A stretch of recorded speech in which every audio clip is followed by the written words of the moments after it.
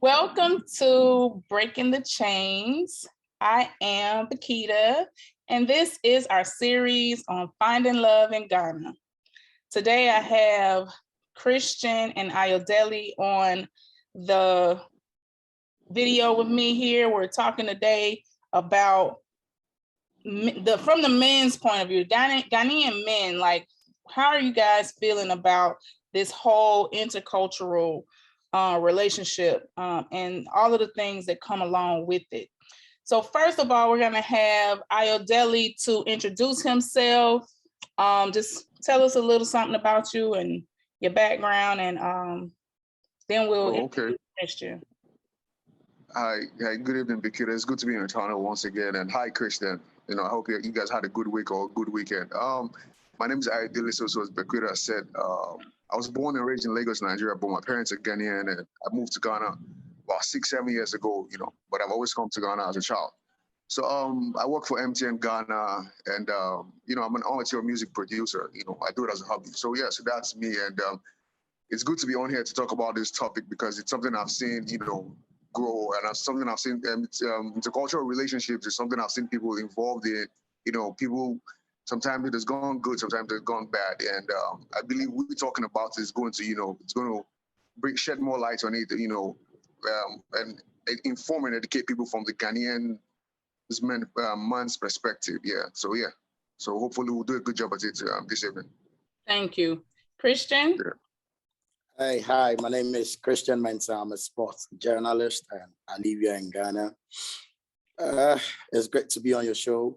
I think this is a topic that has been on the minds of many people that really want to talk about, especially there's a lot happening in most homes, African-American, married to Ghanaians and all that. So I think I'm very glad and honored to be part of this great interview. But I think I know Ayo based on he telling me he works with MTN. I think I've seen some couple of stuff from him, and I now know the person. At least I've taken advantage to see the person.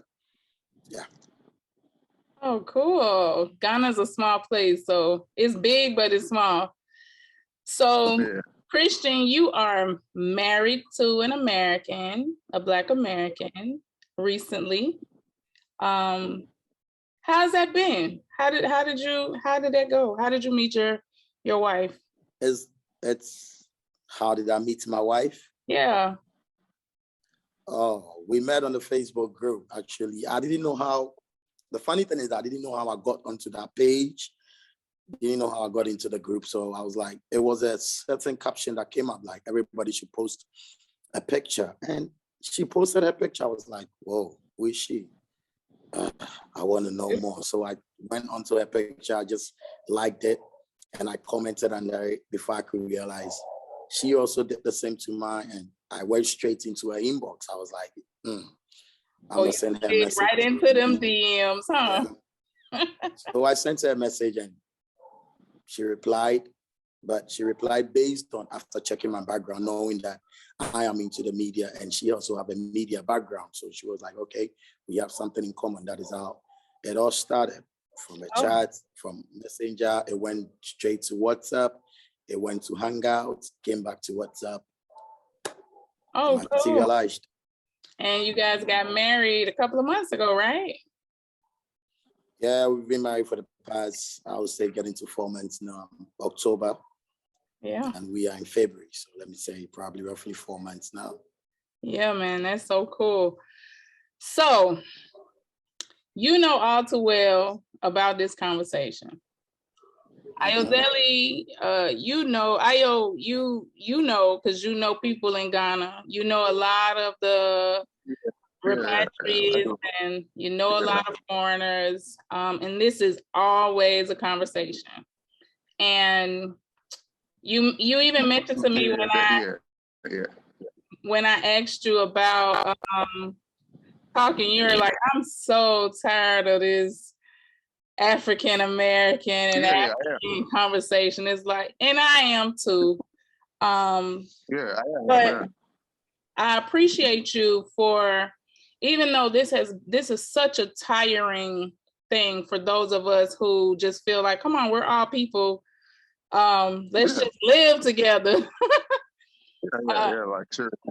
Yeah, I appreciate you for coming on and giving your input on this anyway, because it is still something that we are all working hard to bridge this gap between us, especially those of us of the historical diaspora and those of us on the continent.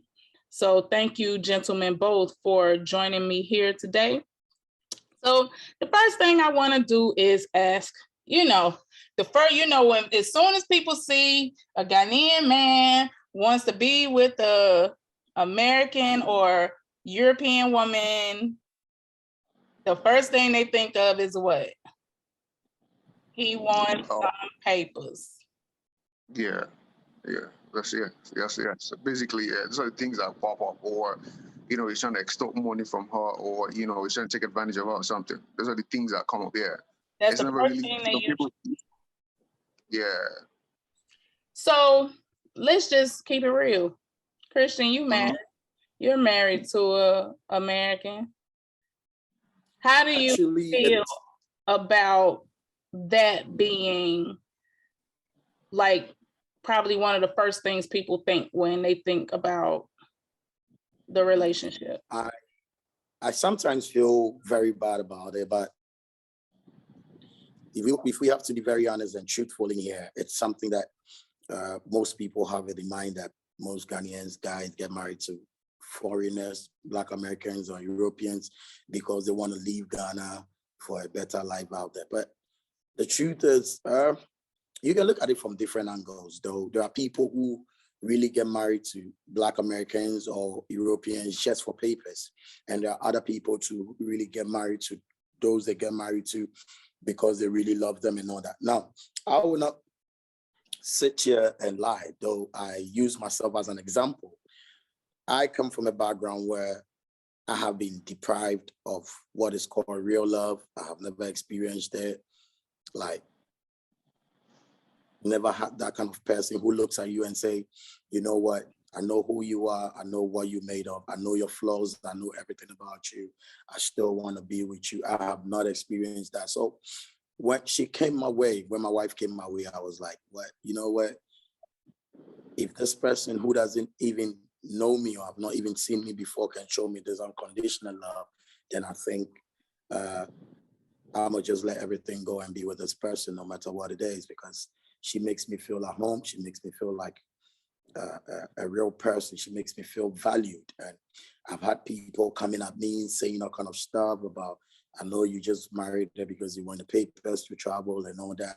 I've had that backlash from my own people before, but the truth is, I always tell them that sometimes you got to get out of that mentality and look at things on the real side. You don't know the person's story. Get close to the person, know the person's story, and understand why the person took that decision. And let's be real here. I mean, who wouldn't want a comfortable life living in the country where we find ourselves? My brother can testify that we're living in a country where even for people to like go about their daily activities is difficult, or not even to talk about how to feed their family. So who wouldn't like to get married to somebody who will rather make life more easier for him or her? I mean, to take off some of the burden. But I'm not saying with my situation is something I was looking at. The materialistic aspect was not my goal. I was looking at the impact this person is going to make on my life in terms of who I am, how people are going to see me from today onwards. Getting married to such a woman brings a lot of respect to my home, myself, my circle, how people are going to view me from now onwards. Those are the things I was looking at. And it's worked for me perfectly, though. But though there are challenges, especially the cultural differences in terms of how we understand each other and all that. But, it's been a very good journey for me. And I would say sometimes you need to educate people on certain things because the mentality is archaic and Ghanaians are still living in that old mentality, and sometimes I take the opportunity to educate them and tell them, look, it's not what you think. Don't ever think that way, but try and get close to the person and know why they did what they did, but don't just sit there and just conclude just like an ordinary Ghanaian would do. I have faced that several times. I have people coming at me every day. I face it all my life. Every day I face it for my social media handles. People go like, oh, we all understand why you married her because you want papers. And I laugh at it. I laugh at it. So recently, a gentleman of mine who happens to be my friend, I mean, he went chasing after a girl who's just more of like a sister to me, who lives in the UK on social media. And I think they've been in communication for some time now. So he called the girl, they were talking about stuff, and he told the girl he wants to marry the girl. And the girl was like, okay, why do you say that you want to marry me? And he was like, and he made a statement that got me triggered, though. I won't sit here and lie to you, Bikita. I got real pissed, like the beast, the typical beast in me came out. He went telling the girl that, look, I can be an opportunist. I'm not an opportunist like Christian Mensah, who married his wife because he wanted to travel. Are you and the girl serious? was like, yeah. And the girl was like, did you just say this about my friend or somebody who I see as a brother? And he was like, yes, that is what he did. So the girl came to tell me, and I was like, oh. Meanwhile, this was somebody who congratulated me. Now you know. This was somebody who came to congratulate me. Now you know. Yeah. So this was somebody who came to congratulate me on my wedding day and was like, congratulations. I think the Ghanaian girls will be ashamed now. Those who didn't value you and rejected you are all gonna.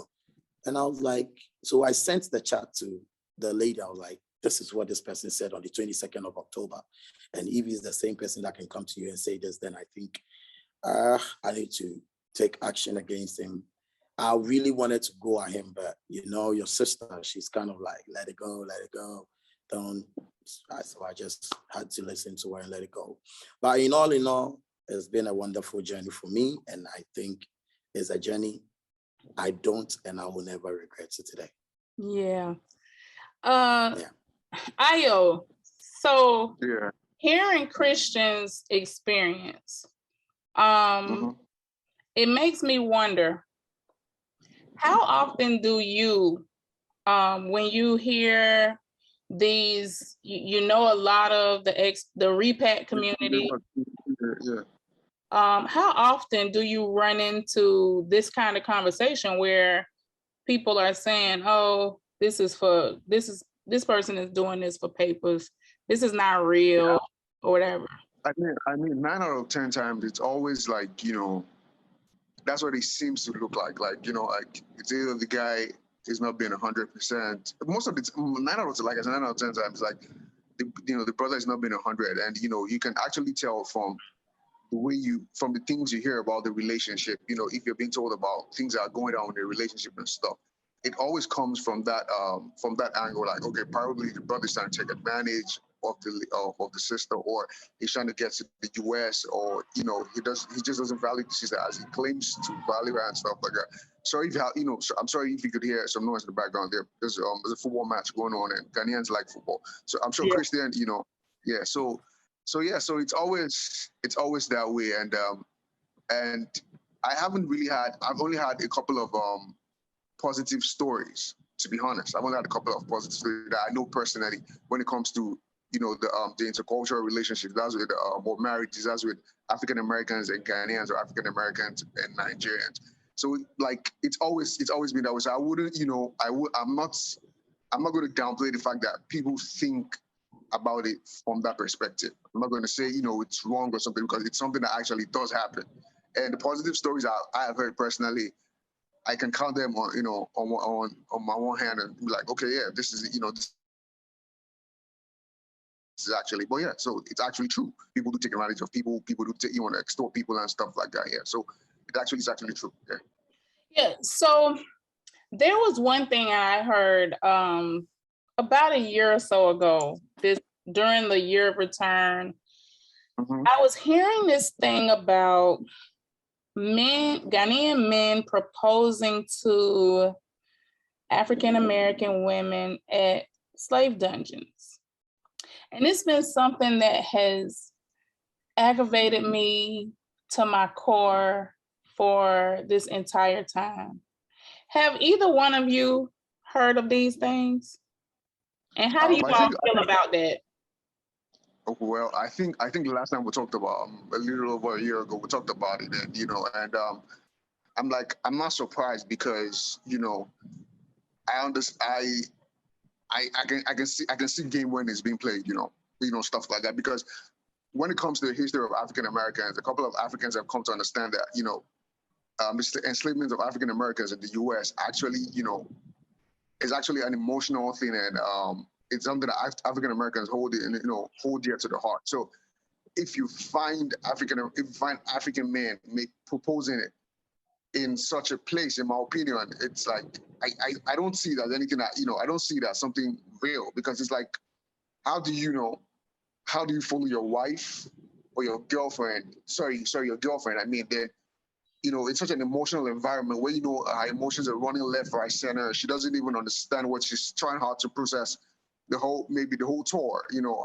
From the beginning of the tour to like the end, or in between. And she's understanding what my sisters have gone through and stuff like that. And you end up popping the question. Like, I'm like, at least you should you should give her some sort of respect. Let her calm down and let her process these things she's gone through, and understand that, okay, this is what it was like when folks were in the dungeons and stuff like that. It's not. I don't think that's a place to celebrate and stuff like that. It's right. sort of a pilgrimage to folks, and folks.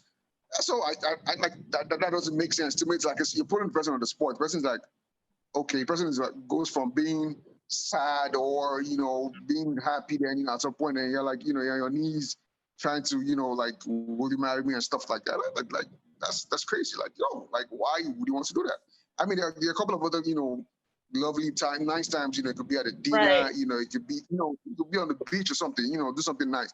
To me, I'm like, man, I don't really think that's like, I think there's something more to this. That's my opinion. I could be wrong, Right. but there's something more to this. How do you propose it? Like, really? Yeah. Doesn't make any sense Yeah, to me. it was something that I think you and I talked about it, but a couple of other people mentioned it to me also, and I was like, this is really something. Christian, had you heard anything about something like that happening? Yeah, I heard a couple of stuff like that, but some of them that I heard, I was like, I just had to gaze at it. I was like, really? This is what people think, this is what people are doing. I mean, it's put a stain on the name, but it has to be what it is. People do what they have to. People do what they do, and some of us, we are what some of our people do, but we can't help it. Yeah. So there's another thing that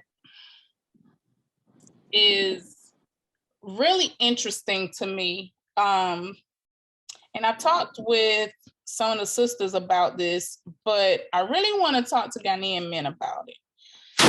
The things that I'm hearing, and because I haven't been on the ground for long periods of time in the last couple of years, it's been, I don't know, I haven't seen it myself. Now, I've seen some things when I'm there for a month at a time here and there, but I'm hearing that Ghanaians see Black Americans as these wild women who just do any kind of thing. I'm hearing a lot of stuff. So how is it generally? How are we being seen by the men in Ghana? Specifically Black Americans. Can you come again with a question, please? Specifically, how do Ghanaian men in general see African American women when they come to Ghana? Oh, well, some have a different perspective. Some have a different view, but some that I have experienced is that most of y'all, they see the Black American women. Some of them see the Black American women are people who are very autocratic, that kind of dominance. They always want to be in control. They are not humble. They don't respect men. And when you try to marry them, they're going to be like, control you. You don't have your freedom to move around and all that. I always want to use myself as an example. I experienced it, and my wife can testify to you that I had that people telling me that a lot, that look, these people, when you get married to them, they'll be all good. At the end of the day, they will start controlling you, telling you what to do, where not to go, and all that kind of thing. And I was like, oh, really, is that what you think? But not all of them are like that. Even though you have that perspective about them, but not all of them are like that. So just it's the way they see you people, and some of them see the Black American women in Ghana. When it comes to Ghana, it's like, oh, she doesn't know anything. Let me just take advantage of her. She's just new and all that kind of stuff. And it's something that is really disturbing. One of the most disturbing things is when people see you with them, when people see you working with your wife in town or with your husband in town, the first thing it always says that this man doesn't have his freedom. He has sold his freedom. He's being controlled. He's not given the freedom to move as a man. Because, you know, in Ghana, men are considered as the dominant aspect, like men are men, women have to be humble and sober. So the moment the Black American women, you people try to be like, we are all equal, you know, try to reason together, brainstorm together, and it's a problem. So most of them try to shy away because they feel like you're going to control them, you're going to dictate for them, you're not going to give them that freedom that they want as men, because Ghanaian men are always right. In the house, the man is always the head. You, the woman, has to be humble, sober, and all that. So these are things that I have learned personally from my wife, because during our dating and all that, sometimes I try to let that aspect of me come out, but she goes, and she's a very resilient woman that doesn't say no and doesn't back down, because she always fight for what is her right. So sometimes we go on it head to head, toe to toe, and I go back in my corner and I go like, yo, it's not easy, right? She's trying to say something. It's not. Pay attention. I mean, yeah. So she has really brought me from that typical Ghanaian man, you know, egocentric lifestyle where man is to the point whereby I look at things from a neutral point of view, and I understand, because example is when a man is not supposed to go to the kitchen and all that kind of stuff. It's a woman's job to be cooking, to still be taking care of the kids and all that kind of stuff, whilst I can be sitting in my hall watching my football or enjoying my movie and all that kind of stuff like that. So the way most of our people see y'all all is like, she's going to control me. She's going to dictate. I'm selling. So most of them, they go like, you sold your freedom. You sold your freedom. You sold your manhood and all that kind of stuff. You sold that kind of stuff. I receive them a lot of times. So because I don't drink, I don't take in alcohol no more. I don't go out no more. I don't like party like I used to and all that. So most of my friends go like, oh, his wife is controlling him.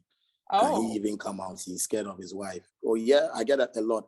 To date, I still get those things. But most of them are not realizing like he has gotten to that point whereby he is a responsible man and certain things. Mature. Reason with his wife. Yes, and truly speaking, in Ghana here, it's because of education that we've had that. Ayo can testify to this, that education has now enlightened most of we the men, and we are now trying to collaborate with our wife at home and, you know, do things together, because gone are the days men don't really care about how you feel. You can be in a house, you can go out, party anytime you want, come home anytime you want. And you, the woman, don't have a say to it. You just have to obey because he married you. And we, the Ghanaian men, we always have this word that I used my money to marry you. You didn't marry me, so you obey my rules and all that. Instead of brainstorming with your wife, coming to a consensus, like having a mutual understanding and all that. But for me, so far, it's been a very good experience. And I have learned a lot in this period of months, how to be a man who really understands his wife and reason with his wife. But it is what it is. We're still going to have Ghanaian men still seeing you as you sold your freedom and all that. Your wife is controlling you and all that and all that. So Ayo, you come from a different perspective, I'm sure. So how do you see it? Basically, when it comes to the preconceived notions people have of about African American women, I've heard different things. I've heard Christian said, African American women, are going to dominate you, are going to emasculate you in a relationship. African American women, oh, they're cheap. African American women just want to use you for sex. African American women are wild, this, and the third. And it's very unfortunate that a lot of people walk around with these ideas in their head. Like, and first thing I'm like, have you ever dated one? No, but we all know this, that, and the third. And I'm like, you don't know. You just have this preconceived notion about people. Just like people think that all Nigerians are scammers and stuff like that. So people run around with the same ideas. But it's unfortunate, but I think, a lot of this have come, probably from movies folks have seen or things people have heard, or people tend to judge, just because African Americans live in the West and stuff like that. So they look at them through the lens of the fact that, okay, this is how Europeans think, or this is how white folks think, the women want to take charge of situations and stuff like that instead of letting men be and stuff like that, So I've heard a lot of things, and I'm like, but unfortunately, that's not been my experience. The African American women I've experienced have been like some of the sweetest human beings I've ever been, like, been around, I've ever engaged, I've ever had discussions with, talked about different things. Because I personally, as a man, wouldn't want to marry a doormat, or something like that, where, we can engage. I can't ask for your view and you're going to actually give me a practical view on something. You're just going to be like, okay, yeah, okay, I can't just sit back there and making all this decisions. I don't want to pick me, or something like that. I want somebody we can actually talk, we can actually engage and stuff like. So when I hear my men talk, the guy. If you can hear me, it's breaking up a little. It's breaking about stuff like this, average, Okay, how is it any better now? Yeah. Can you hear me closer? Okay, so I'm like, hold on, let me move my phone. So yeah, so I'm like, when I hear these guys talk, I'm like, okay, I think they're talking from the average Ghanaian man's perspective, because they're like, okay, they want a doormat, they don't want somebody that like that's gonna go back and forth with them, engaging. I'm not talking about a situation whereby a woman is going to disrespect the man, logical maybe arguments or something, but the men don't just want it that way. They're like, oh, they're wild, oh, they're crazy, oh, they do drugs, oh, they drink too much, this, that, and the third. And I'm like, in every group, when it comes in every group of people, they're always the good, the bad, and the ugly. I'm sure, just like, there are bad folks in Ghana, bad women in Ghana, there are good women, there are ugly women and stuff like that. So you can't just lump, an entire group of women from a particular ethnic, because I see African Americans as just another African ethnic group. So you can't just lump the entire group of men into that, that sphere. I'm like, oh, they're all crazy, they're all wild, all they just want is sex, blah, blah. I'm like, it's the same for Ghanaians. We have Ghanaian men and Ghanaian women who just want to fuck. Like, excuse me, I don't know if that's going to believe it. It's true. Yeah, we just have Ghanaian. Yeah, we have Ghanaian women who are wild and stuff like that. So, I ask them all these questions, and we come to an agreement. I'm like, oh yeah, it's true. This and that. So, like, I think it's I don't know how people just draw random conclusions, and I believe maybe they've seen too many rap videos, and I'm like, that's rap videos are not are not just. It's just like it's just like a fraction of what Black culture is all about. So you can't just draw conclusions based on what you've seen in rap videos, or maybe you've probably seen some pornographic movies and stuff like that. Just because you've not seen local pornographic movies of your women doesn't mean it doesn't exist. It does exist, So those things are just conclusions people draw, basic conclusions. I would say people where Ghanaian men draw and stuff like. But I've heard them over and over again. But like I would say, African American women that I've encountered at, like, the loveliest women, very educated, calmly spoken. Yeah, they are wild African American women, I would say. But I mean, overall, like, they're the best, 100%. That's what I'll say. Thank you. No. Yeah. No, so but it's true. What Ayo just said about Black American women being the best, I think it's 100% true. Something I support, because trust me, one thing Ayo can testify is living in Ghana, dating a Ghanaian girl. It's 99% a hell of a different burden on you, the man, because I mean, their standard of dating or being in a relationship with a Ghanaian man is way, way, way different from the Black American woman. Because the Black American women look at what you can bring to the table, what you can do, your potential, but they don't look at that. It's all about money. It's all about what you have that they can benefit from and all that. So I think what Ayo is saying is very true. Yeah. Speaking of money and what you can bring to the table, a lot of times this whole conversation about a bride price comes up. And so many people have this, there's a thing going around right now, like, oh, if the Ghanaian man doesn't pay a bride price, he doesn't respect you as a woman. If the Ghanaian man doesn't do what, like, if you don't have a traditional marriage with the Ghanaian man, you don't really have a marriage. If you don't have, like, if he's not doing things the way Ghanaians do the things, then he doesn't really love you, and he's not really in it for you. He's probably trying to scam you or some shit. It's not something that I agree with. But I want to know from Ghanaian men, what's the deal? Like, what's the deal? Okay, let me say this. We live in Ghana. I live in Ghana. Christian lives in Ghana.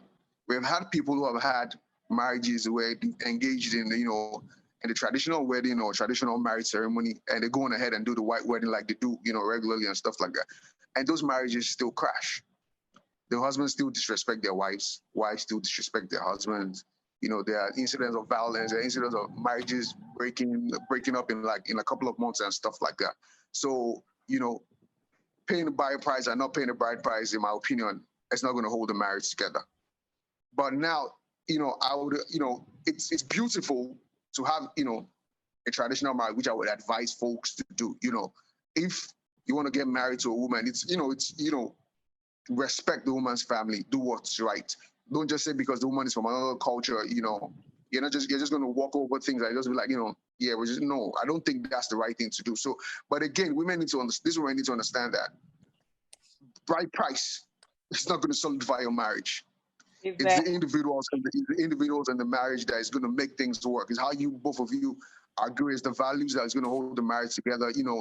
Decisions that are going to be made, and finances and all that kind of stuff. That's what is going to hold the marriage together. Not just me paying your bride price and me buying some cloth and some yam and this and the third. No, if that's going to be done, let that be done. Let's call it what it is. Like, okay, that's tradition, that's culture. Let's put it at that. Don't just be like, oh, that's going to make my marriage work. That's going to make him value me more. People are getting married like tonight, and they're fucking the side chick in the next hotel room while the wife and the and her friends, bridesmaids, are in the other room. So what are you saying? Like, these are Ghanaian men. They're not falling from the sky. So don't make it seem like the bride price. Let's make it what it is, or let's point. Okay, this is just culture. This is just tradition. It is beautiful to do things like this. Yes, but don't make it seem like that's going to make.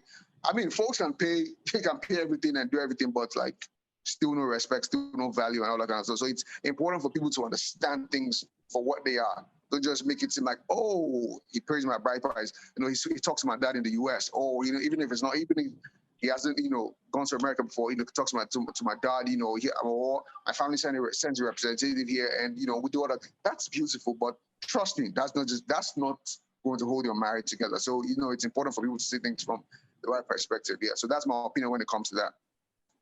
Christian? I support what he's saying 100%. And funny enough, I faced this problem with your sister, and she was listening to some people online. They were like, if your husband doesn't pay your bride price, it means. I will not take it from the angle where Ayo is coming from. The angle I'm taking it from is the culture itself. Now, you talking about the bride price, paying the bride price. If the woman or the Black American woman is not a typical Ghanaian who doesn't have a tribe she comes from, how do I pay the bride price? That is what I'm looking at it from.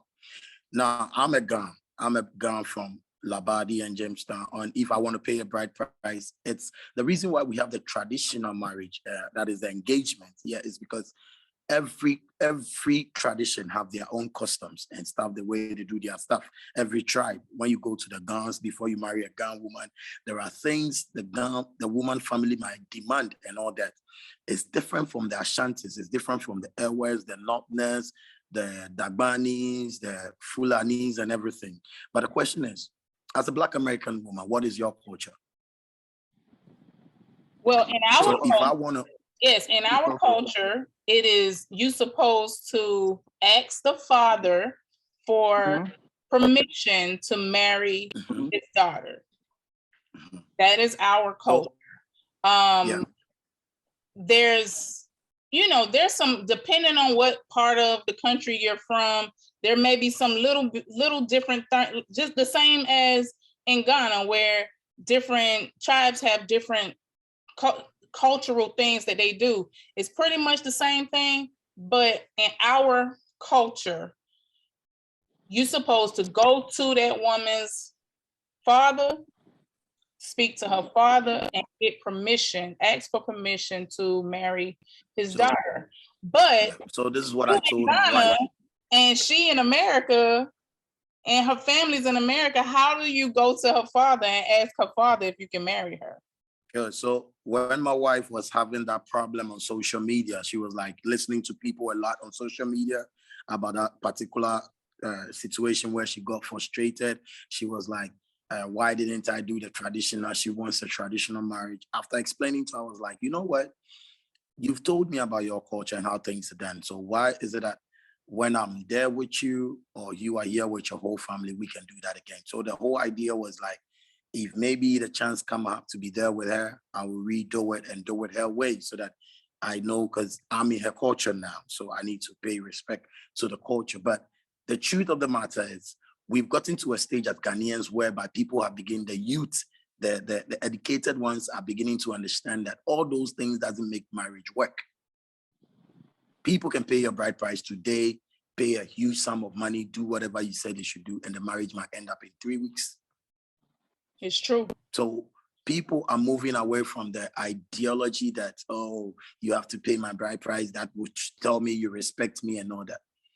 Since when did paying a bride price become a respect to you, the woman, in your marriage? It doesn't guarantee a successful marriage.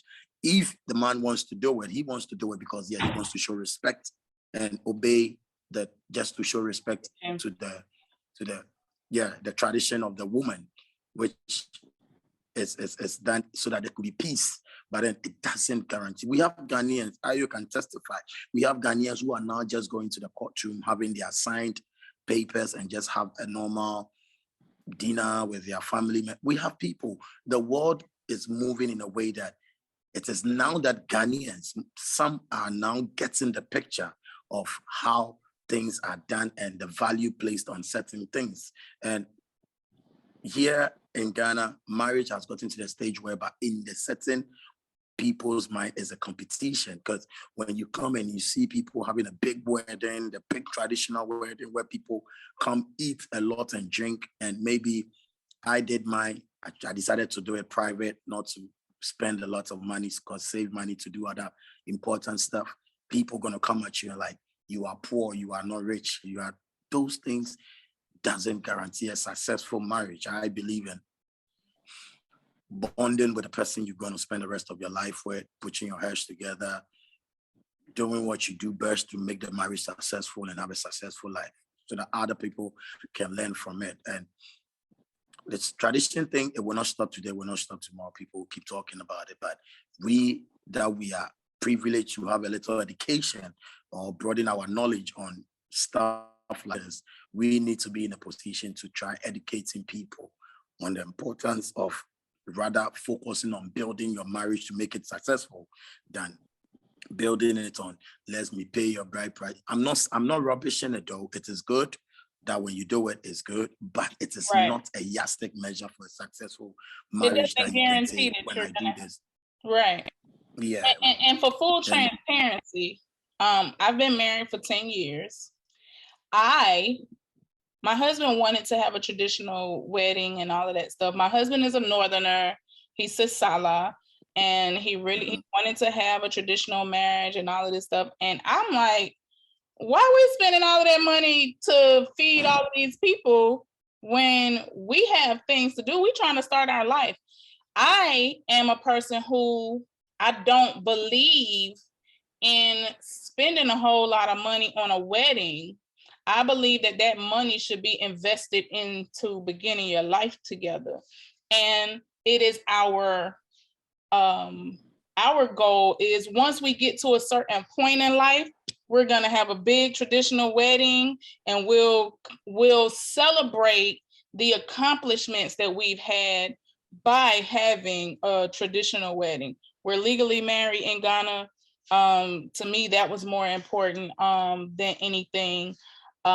Also, my sister-in-law and her husband had been together for about 20 something years before they actually got married. They had their children and everything. I was a witness. I signed as a witness on their marriage in Ghana. And these people have been together for at this point now, they've probably been together like 30 years. So I want people to understand that, yeah, while all of those things are nice, it doesn't mean that the man is going to be a better man to you or not. It doesn't. My husband, he could have gave us a big ass wedding and did all of that stuff. I wanted to spend that money on us going on a honeymoon.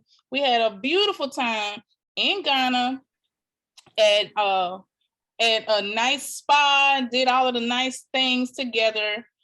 And then we started working on building our life. So I agree with both of you all. While doing the traditional things are nice, it's not necessary. And like Ayo said, you can get married to a man today and tonight he in the next room fucking another woman. So that shit don't mean nothing. What does mean something is what you all have built together. Do you all have a good relationship? Is it a solid relationship? Now, with that being said, how can a woman or a man outside of this Ghanaian culture, how does somebody know? Like, how would you know if a person is really, and I know this is a broad stroke question, but just generally, how can you know if somebody is for real on the Ghana side of things? Because Ghanaians talk about they love you and all of this stuff, and we don't do that love shit early. So how do you know? Or how would you propose? I'll take it from there. One thing that you can know the person is genuine and the person really wants this, as he claims he loves you, is his consistency in chasing you. Most Ghanaian men are not patient. Most of our people are not patient. When they try to hit at you 1, 2, 3, 4, about a week, 2, and you kind of feeling relaxed to see how far he's willing to go, they will say goodbye. The truth is, we Ghanaian men are not patient, and we don't have that patience to be consistent in one thing. We believe in, some of us believe in like, oh, she's not giving me, let me move on to the next person, let me just ignore it. I would not sit here to stress myself or waste my time on a woman who is not giving me that attention. She's trying to act big on me or trying to flex me in code. So I'm done. I'm not going to change it. One thing you can know, that I know, that you can use and identify, and that if somebody is real or serious about what he's saying, that you want to start a life with you, is his consistency. And your sister can testify to that. She took me to the limit that I have never done before, like calls, texts. I know. Yeah, I'm being real. Like, I was stretched. It got to a... Okay, but some people would say that Ghanaian men or African men, for generally speaking, are willing to play the long game, and because they have an agenda behind that, like tolerating you and, for lack of a better word, you and your shit. So it will be exposed. You can ask Ayo. It will be exposed. Ayo can testify to that. Ayo, no matter how he try to play along, he will be exposed. He can't stand it. Consistency, we have a problem. As Ghanaians, we have a problem with consistency. No matter how he try to play along or whatever he try to do, he will be exposed at the end of the day. He can't, especially when you give him attitude, you're not picking his calls, you're not replying the text on time, you're not giving him the necessary attention he's trying to seek and all that. He will get fed up at the long run. And that is me. I base it on consistency, though. What'd you say, Ayo? This, in my opinion, this is quite difficult, because I think that when it comes to getting married, be for genuine, right or wrong reasons or whatever, is the thing that you can hope for is finding a honest person. That's what you can only hope for, because people can actually be kind of patient. Because I've heard stories. One of my sisters in Ohio told me that I think recently there was this guy who's been married to an African American woman for like 10 years, and he had actually made sure everything was straight before he left. The whole 10 years, I believe, if I remember the story correctly, she said everything was good, but he had plans. And when the lady sat back and things like that, she started to piece things together. He had actually been planning or orchestrating this whole stuff in the last couple of years and stuff like that. So when it's all said and done, I think it all has to do with a honest person. People could be consistent, people could be patient, people could, you're fine. I get all that stuff, but I just hope you find a honest person, because once you get into a relationship, I wouldn't say this, because human beings are corny and stuff like that. We can actually do So I just hope once you're getting into a relationship, my thing is, once you get with someone and you find out that, okay, I don't think I trust this person, or this person is not giving me enough for me to trust them, just walk away. That's just it. Because I won't say, okay, maybe, consistency and stuff like that. Maybe it might work and, something. Because I, for one, I like women that like to engage, that like to talk. I like to ask questions. So if I'm talking to you and I'm texting you and I'm like, hey, what's up? How do you do? There you go. And I get like, fine. I get fine 1, 2, 3 times. I'm gone. I don't need to sit there. I'm getting old. I don't need to sit there and be like, okay, okay, you're like fine. You're like, oh, fine. Are you sure? Because it's like they're not really interested, is what you pick up. Yeah. People might be, Christian might be patient, fine. That's I hand that to him over here, brother. That's cool. It's good to be patient. But me, like I'll just, I'm gone. Yeah. So that's when it comes to that. That's right. Yeah, I think most of this, I'm what I really want people to understand is people are people. And no matter where you are in the world, people are going to people. And you got people who ain't shit. And then we have some really, really good people. And it's up to us to understand that only time will tell. You won't know that a person ain't shit until you know that they ain't shit. Exactly. I mean, you just won't know.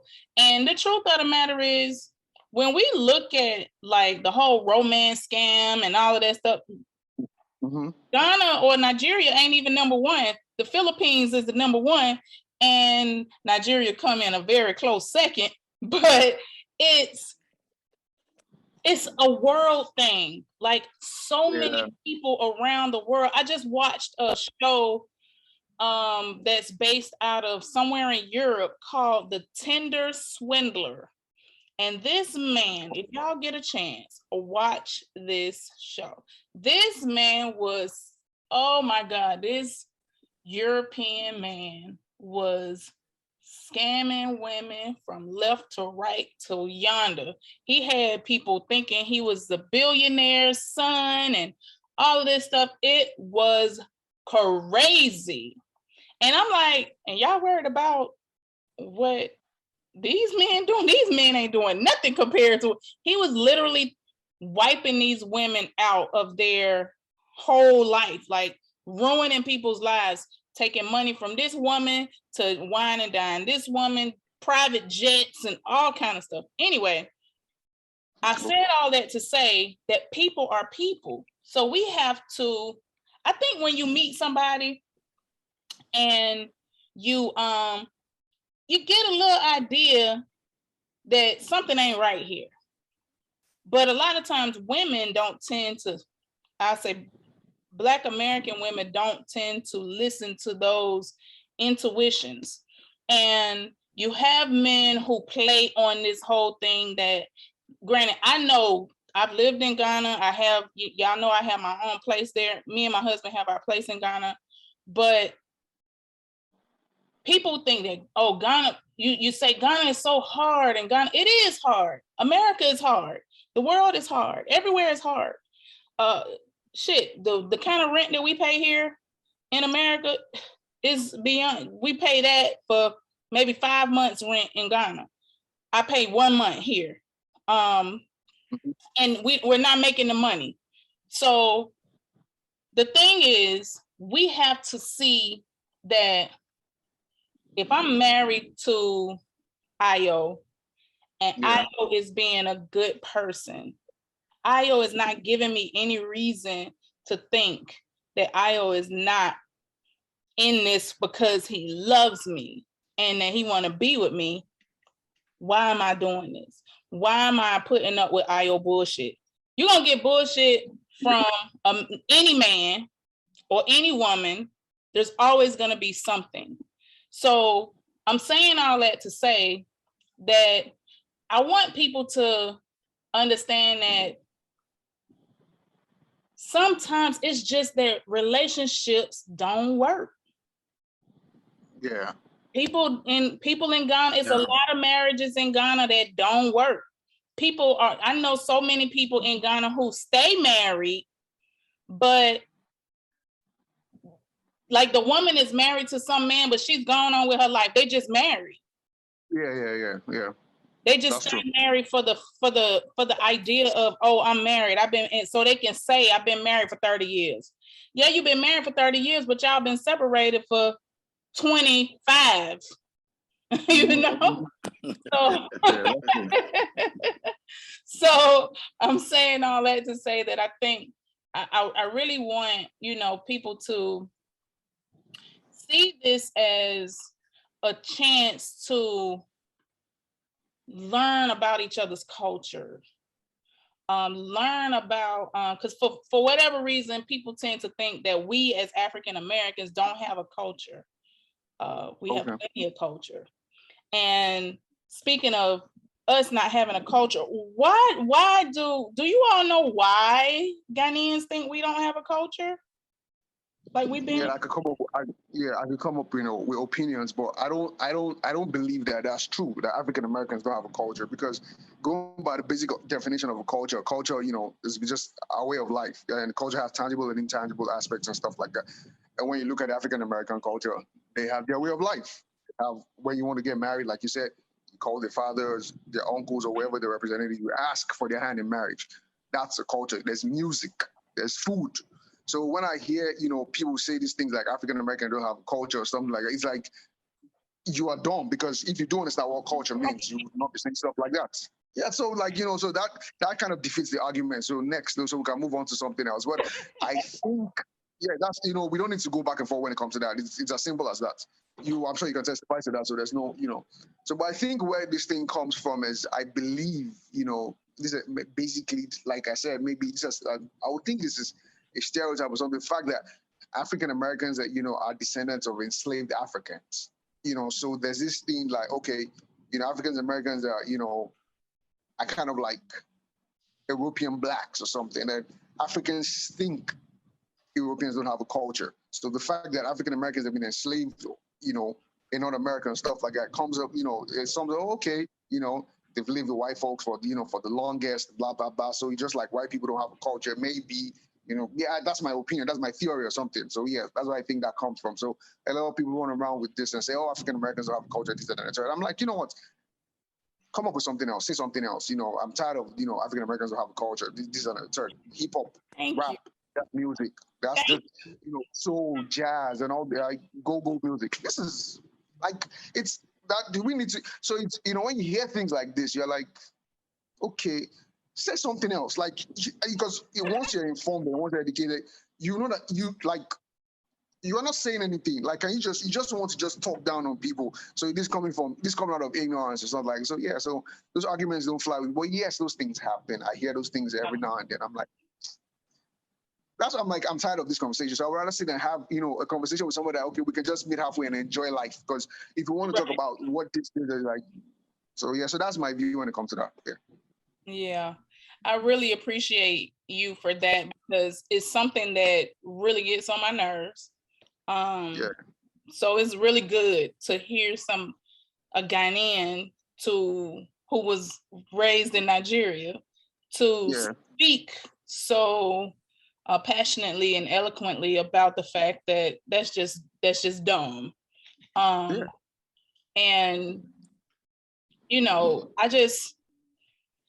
I love the fact that you all feel so comfortable being transparent about such.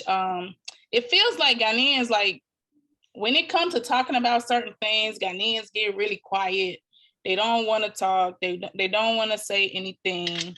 And we tend to be more vocal about stuff. Yeah. And I think that that's one of the problems that we are struggling with in Ghana as a people. And when I say we, I mean all of us, is that Ghanaians aren't being as vocal as they probably should be about many things, for not even just about this, but just many things.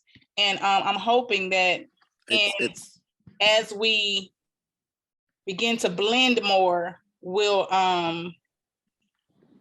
start to get more voices like you all. What were you about to say, Chris? I was about to say, in relation to what you just said about being vocal, it's not that Ghanaians cannot be vocal.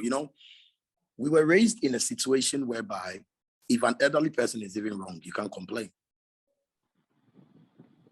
When an elderly is wrong, there is a saying in Ghana that an elderly is never wrong. Like whenever he does something wrong, you cannot complain as a child. You can't voice out the pain that a person has caused you. The moment you try to voice out to talk about it, you are being tagged as disrespectful.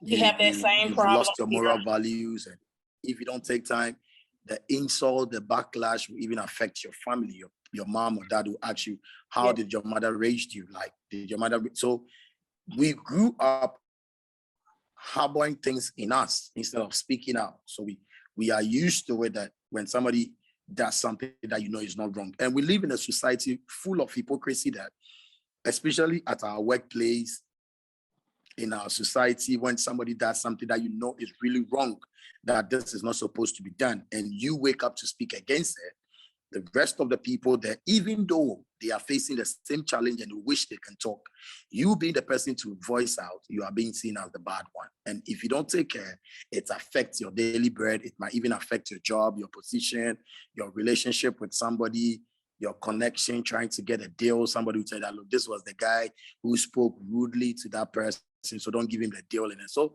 Ghanaians, we want to talk, but we are scared to talk because of the consequences that comes after we talking. And we've seen it several times. The most vocal people who have gotten up to speak on issues are always being threatened. When it comes to my field of work, we the journalists, we've seen it several times. Even in my football field, I have been threatened several times, speaking on the reality on how our football is being handled and being managed, and the money that is being squandered. And I've been threatened several times, even during the African Cup of Nations, the bad performance the Black Stars put out there. I spoke about it. I lambasted the football people, everybody in charge. I received a threat. So when it happens like that, people want to talk, but they are scared. And the same people will push you to talk. Then when the trouble comes, they all pull back and you are being left alone to stand. So it's not like Ghanaians don't want to talk. Ghanaians wish they can talk, but people are scared to voice out because they know when they voice out, at the end of the day, when issues start coming, those who they expect to be behind them, or those who they think they are fighting for or speaking on behalf, will leave them standing alone. So most Ghanaians feel like, okay, let's all keep quiet and suffer. I don't want to talk about it because when I say something, I'll be seen as disrespectful. I'll be seen that I don't respect. I have no values. I have no moral values and all that. And it's one thing that is killing us. And here, you dare not tell an elderly person what he's doing is wrong. Yeah. In the face, straightforward. You dare not say it. We have that same trouble. Yeah, we have that same thing here culturally here. You don't say, you can't respond, or you can't really tell an elderly person that they're wrong. We kind of have to just swallow whatever it is that they say and how they come about. Those things are slowly but surely changing because we're finding a way to be respectful, to respectfully disagree with the way our elders are handling things or behaving. But I want to switch gears really quick, and because there's a issue that I know for sure is a problem, and why some Ghanaians may feel the way they feel about us Black Americans. I know for sure, I know this to be true, that some African American, sorry, my connection. Sorry, that was my connection. Yeah, connection is there. But it's the weather here. Some African American women are coming there and they're acting in ways that are not really good. So for instance, I know of a situation where an African American, a group of African American women came to Ghana, and they had a tour guide and everything was going great. And apparently they solicited the guy for sex. They told him, oh, I heard that African men can fuck and I'll pay you a certain amount of money to have sex with me. Then the friend found out, and the friend was like, oh, it ain't no fun if the homies can't have none. And the friend wanted to pay the guy to have sex. This is something that I'm hearing more and more about with African American women. And I'm saying this because I don't want people to act like there aren't some reasons why some people think things. When if you have women coming to it traditionally, or mostly we know white women come to Africa and they like to sleep with our men. We know that. That's like, they do it in Africa, they do it in the Caribbean, they do it in South America. But now when you're starting to hear that our women are doing the same thing, it kind of makes me like give pause to like, okay, so if we're doing these kinds of things, maybe this is contributing to why the men feel a certain way about us. I don't know. I don't know if it's going on a whole lot, but I know it's going on enough that I've heard it several times. What have you all been hearing or experiencing when it comes to that? If like you said, if it is happening, and and you say even if it's not happening enough, it could be a contributing factor, or it could be it could be a base for people to draw conclusions of like, okay, this group of women are paying men for sex and this, that, and that's life. Yes, people have actually seen it and they can point it out like, okay, this is happening. So yeah, so we can say that and blah blah blah. I think adults are adults. Like if that's what you want to do as an adult, you want to have good sex, go on ahead, fine. If you want to pay people to do stuff, because it goes both ways. It goes both ways. Men pay women for sex, and women pay. That's fine. People can can have fun, but I don't think it would be wrong for people to to kind of be like, okay, yeah, this group of women are paying so and so. So yeah, so I might want to get some more, fine, yeah. So yeah, like just like you said, European women are going to the Caribbean, they're coming to Gambia, coming to Ghana, and all these countries to have. Yeah, so I mean, people will draw conclusions. So yeah, human beings are human beings. So yeah, I think yeah. Well, I think I personally, I've only seen stuff like that on the internet where I don't think the lady who was talking about it was I'm not going to mention names though, but I don't think she's African American, because I think she's Haitian or something, but lives in America or something like that. Where she's she's openly spoken about stuff like that. Yeah, so yeah, so yeah. What you think, Christian? Unfortunately, people will. I'm sorry, Ayo. I didn't mean to cut you off, Ayo. Go ahead. Yeah. Unfortunately, when people say Haitian women, maybe probably from the U.S. and stuff like that, we just lump everybody and be like, oh, the African Americans. People don't know the difference between. But probably she's been raised in the U.S. and talks like and she doesn't talk like maybe a Haitian or something. They lump everybody and say, oh, African Americans this, African Americans that. But that's not to say African Americans probably do not do that. But so people will draw conclusions based on their experiences, I guess. So that's my own point when it comes to that. Christian, I feel it's the choice of people, and we need to respect what they want to do with themselves. They are adult people out there, but I feel it also has to be controlled if they are doing it and it's out there. I feel it has to be controlled because I mean, yes, I've had some. I know of some that is happening, but I don't make it my business to get involved because I feel there are adult people doing their own thing. If you want to be there for a woman to come to you and pay you to have sex with her, that is your that is your thing. I mean, so long it doesn't affect me in any way or it doesn't try to tarnish my name or get in my way, I have nothing to say than to respect it. But I feel people are allowed to do what they want to do. Maybe you don't know what that person was going through previously. Maybe that is what she wants, just to ease her tension or to satisfy herself. And she feel the satisfaction she's looking for, she can only get it in an African man or a Ghanaian man. And the only way is to pay him to have it and have your way. Why not allow people that we should just allow them to do what they got to do so long it's not affecting us in no way. If it's affecting me or it's affecting me in a way, I will speak about it. And I'm gonna walk to you and tell you that, yo, what you doing, you can go do it, but don't make sure it doesn't affect me because your doings is having an effect on my life or on my stuff that I'm doing. So please keep at a distance or something. I will speak on it, but so long it's not affecting me, I think I will just let adults handle what they feel is right for them to do. Okay, great.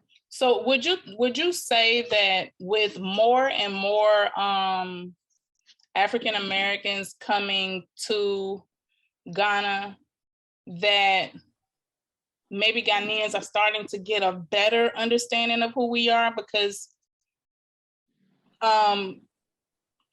historically, the images that have been put out about us is all you see rap videos with Black women sliding down a pole, clapping their ass and shit. You see Black men selling drugs, doing all of this stuff or whatever. But now more of us are coming to the continent. More of us are coming into Ghana, especially. Do you think that with this, it's starting to show that we are not what the media has tried to portray us as? I think people are getting to know, because I have a couple of friends, because before I met my wife, I have a couple of friends, even my cousin, who is married to a Black American, let me say a white woman from the States. I think the truth is that people are beginning to realize that, look, what we see about them, what we hear about them, how we see them to be, is not what they are, because people get close. People are now getting closer. People are now understanding you people, your ways and stuff like that. Because I quite remember when I started with my wife, the first thing I was told by my sister was like, these people are not like us. So make sure in everything you do or deal with them, you have to be transparent, you have to be honest, you have to be truthful.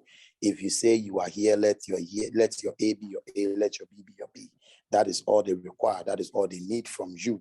They don't need anything apart from these things from you. So I was like, okay. So it means that what we used to think, or what I used to think, is not what I am experiencing. And I feel when people are getting used to you guys, so the narrative is changing, the perception is changing. That is why we are embracing Black Americans more. People are being more friendly, more open, more transparent when dealing with you, even though we still have some bad nuts among them. But on the scale of 1 to 10, I would say it's 6% now. It's 6 over 10. The narrative is changing. People are getting to understand who you really are and what you people stand for and what you believe your beliefs are. So we'll get there, but it's still a long way to go, but we'll get there. We got a ways to go. What you think, Ayo? Basically, lately I've been drawing this analogy. I say this all the time. I say, okay, we watch a lot of Nollywood movies.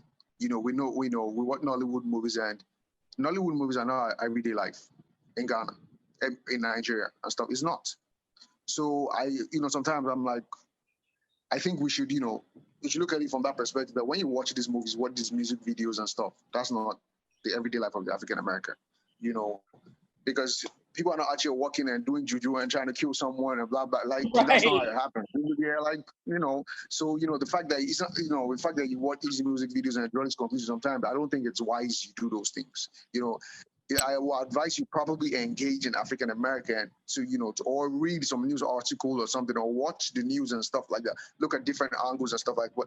That's by the way, though. But I think Ghanaians are beginning to learn more about African Americans, as against what the media has portrayed. Like I said, because with programs like, the Year of Return, how, African Americans are moving here, coming to live here with a lot of information on YouTube.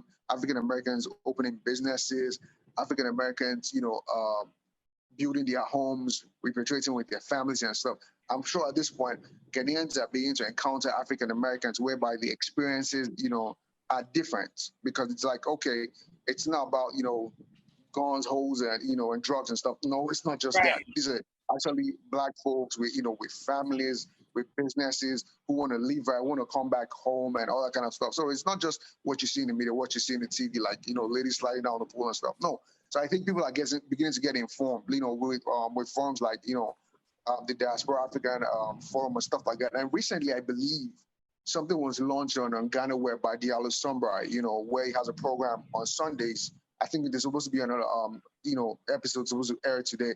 With stuff like that, people are beginning to say, that, okay, African Americans have their the good, like I said earlier, the good, the bad, and the ugly. They're regular folks, and they're doctors, they're lawyers, they're pilots, and they're also thugs. They're also drug dealers and stuff. Just like it's just like it's out here, the same thing. Yep. So, but I think the everyday interaction, the information, and all the kind of stuff, the YouTube interviews, Facebook posts, the Year of Return, Beyond the Return, all that kind of, the intercultural marriages and stuff like that. I think all these things are helping, and people are beginning to get informed. So it's gonna take a while though, because I believe, like I said, in my opinion, prior to to this whole thing, I don't think the image Ghanaians had of African Americans was this. I believe why I'm saying that is because if I look back and see how things are played out from Nkrumah coming to schooling in the US, coming to Ghana, fighting for our independence, having people like Du Bois come back to Ghana, but the likes of the people. I don't think it was that way prior to that. I think it was recently, it started, maybe in like last 20, 30, 40 years. But prior to that, I don't think it was that way. I believe because people saw, the African Americans in the US as, like folks to look up to, like when it comes to the way their life is being lived, how, they go through the struggle and make sure they made it out of it. So hopefully to get back to that, where we can actually see African Americans as, as people that, we could look up to and stuff like that. Even though we still look up to African Americans, but these whole the stereotypes are not really going to die down. But, we should see African Americans, not just from the angle of, like, or angle of pop culture and stuff like that, no. But from, from very, very decent angles, like, yeah, like we see other groups, yeah. So that's my opinion when it comes to that. Okay. Do you all have any final words you want to, or final advice you want to give to diasporans, historical diasporans, marrying Ghanaians? Christian? What I'll say is you people just need to be patient with us, because we are coming from a underdeveloping country. We are now getting there.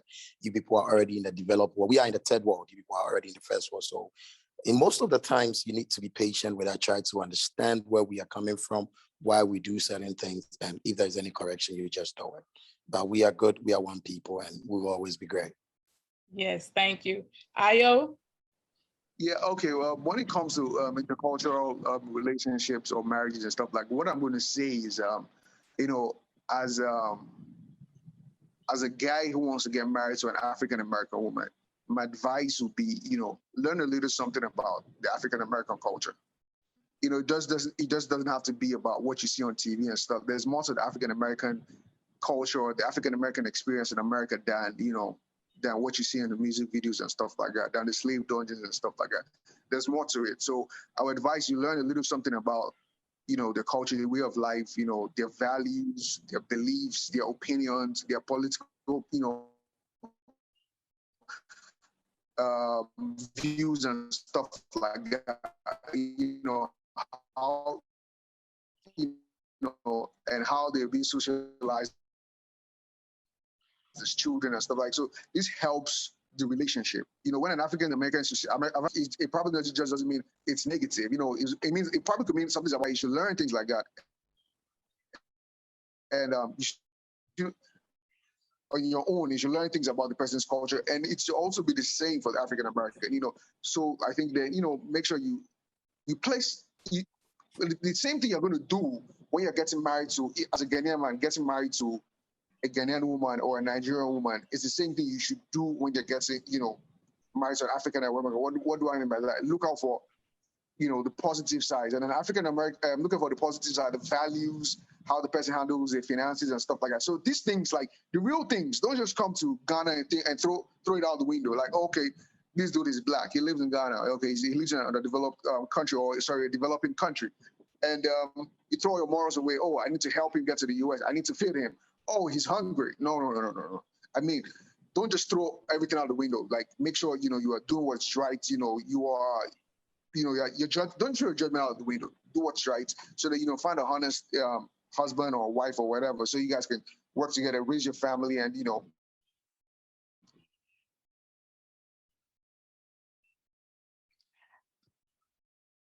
most importantly, make sure you guys have the same values. It might be seen from different perspectives, but the values, I think, it's something that's very important, because if you guys don't have, the same values and stuff like that, it's not just going to work.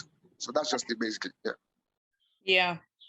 Thank y'all so much. I have enjoyed speaking with you all. This has been a very thought-provoking conversation for me, especially considering it's hard to get Ghanaian men to talk on camera about these types of things. So I really appreciate you all for taking the time. I know it's getting late over there. It's been an honor to have you all here. For those who are watching, if you haven't already, please like, share, and subscribe. Do you all have any contact information you want to leave? Do you have any businesses or anything you want to shout out before we let you go? Oh, okay. Well, basically, I go by Ayo on Facebook, and I go by almost also on Instagram. So yeah, I sell made in Ghana bags as a side hustle. So if you want to buy some made in Ghana bags, just let me know, hit me up, and support a brother. That's it, basically. Yeah, we'll put your information in the description. Christian, do you have anything that you want to plug? I'm just looking out for talent.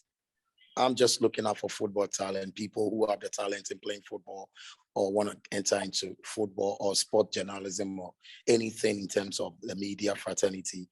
They can link me up. My name is Christian Mensah on Facebook, Christian Mensah on Instagram, and Christian Mensah on Twitter. But I will need you to give me Ayo's number off when we are done with the event. All right. I'll send my number to you. Thank you all so much. I'm gonna wrap this up, but I want you all to hold on so I can let you all exchange information. This has been Breaking the Chains. We are finding love in Ghana. It has been a pleasure. Peace out.